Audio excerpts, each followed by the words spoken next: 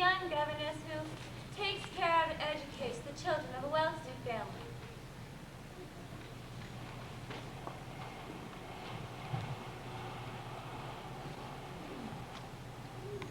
Julia! Trapped, indeed. Julia! Yes, ma'am? Look at me, child. Pick your head up. I like to see your eyes when I speak to you. Yes, ma'am. And how are the children coming along with their French lessons?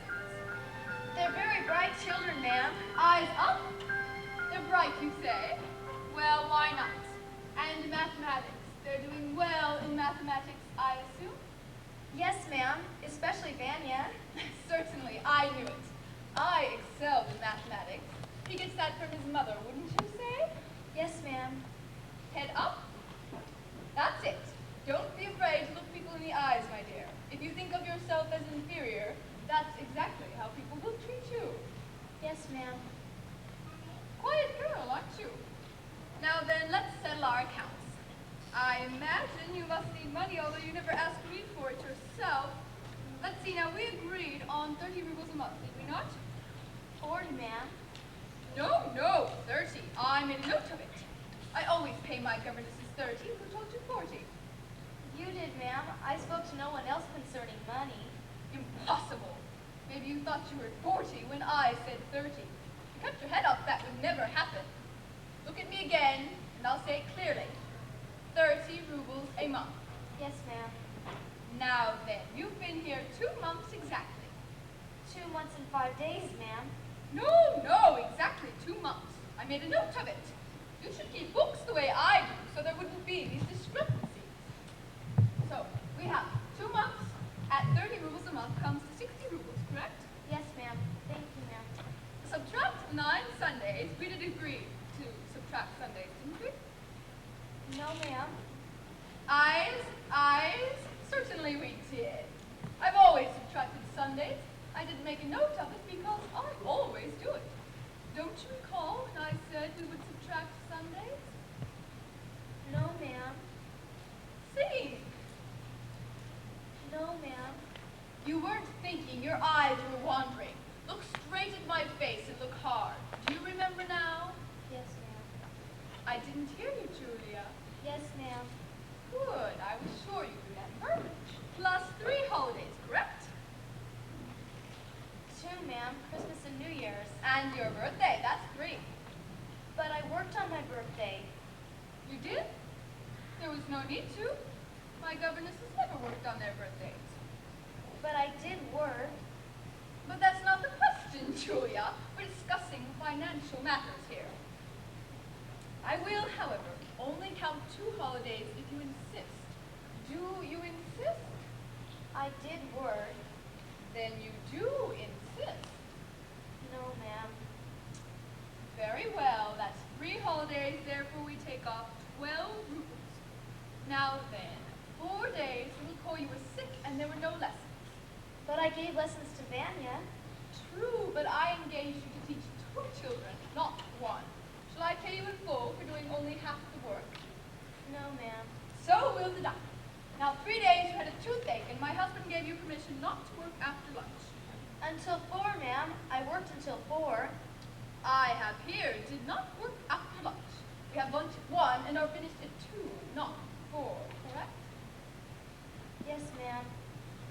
That's 7 rubles.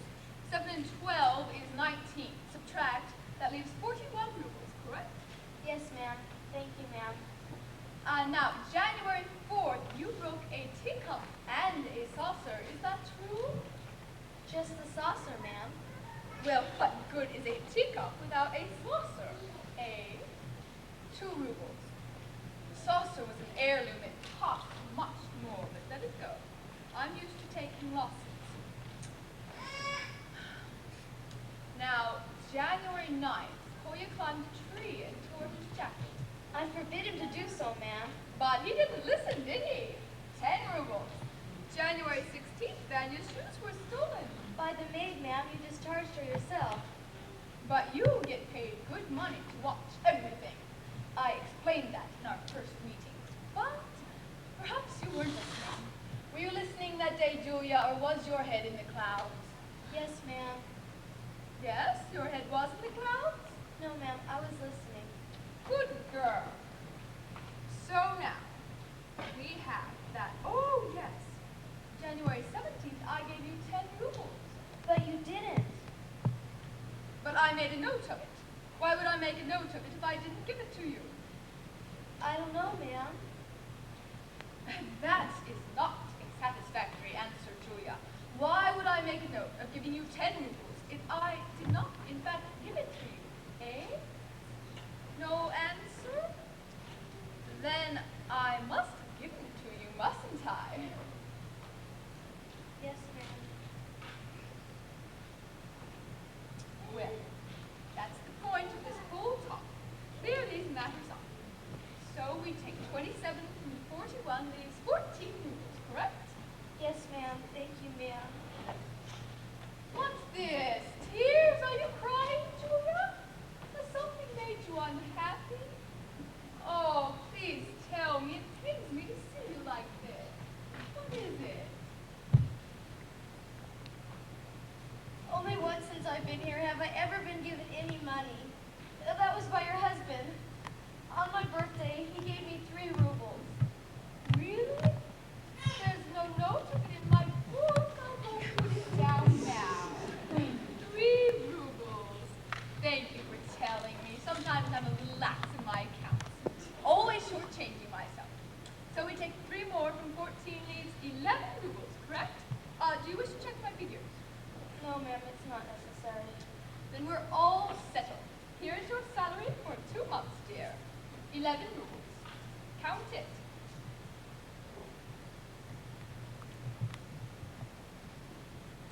There's only 10 here, ma'am. Are you sure? Possibly you dropped one. Look on the floor. See if there's one there. I'm quite sure I didn't drop any, ma'am. Well, it's not here on my desk, and I know I gave you 11 rubles. Look on the floor. That's all right, ma'am. 10 rubles will be fine. Very well. Keep the 10 for now, and if we don't find it on the floor later, we'll discuss it next month. Yes, ma'am. You say so, ma'am. Thank you. You're very kind, ma'am. Julia! Come back here. What did you thank me for? For the money, ma'am. For the money? But don't you realize what I've done? I've cheated you, robbed you. I have no such notes in my book. I made up whatever came to my mind. Instead of the 80 rubles which I owe you, I gave you only 10. And yet still you thank me. Why? In other places where I've worked, I haven't been paid any money at all. Well then, they cheated you worse than I did. I was just playing a little joke on you. A cruel lesson just to teach you. You're much too trusting, and in this world that is very dangerous. I'm going to give you the entire 80 rubles. It's all ready for you. Here.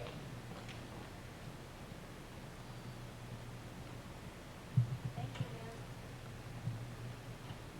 Julia, is it possible to be so spineless? Why don't you speak up? Why don't you cry out against this cruel and unjust treatment? Is it really possible to be so guileless, so innocent, such a pardon me for being so blunt, such a simpleton? Yes, ma'am. It's possible.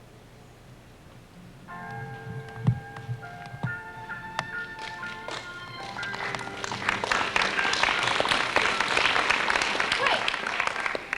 For those of you who are again offended by life's cruelty, there is an alternative ending. Julia was so enraged by such cruel and unjust treatment that she quit her job on the spot and moved back home with her poor parents, where she inherited 5 million rubles.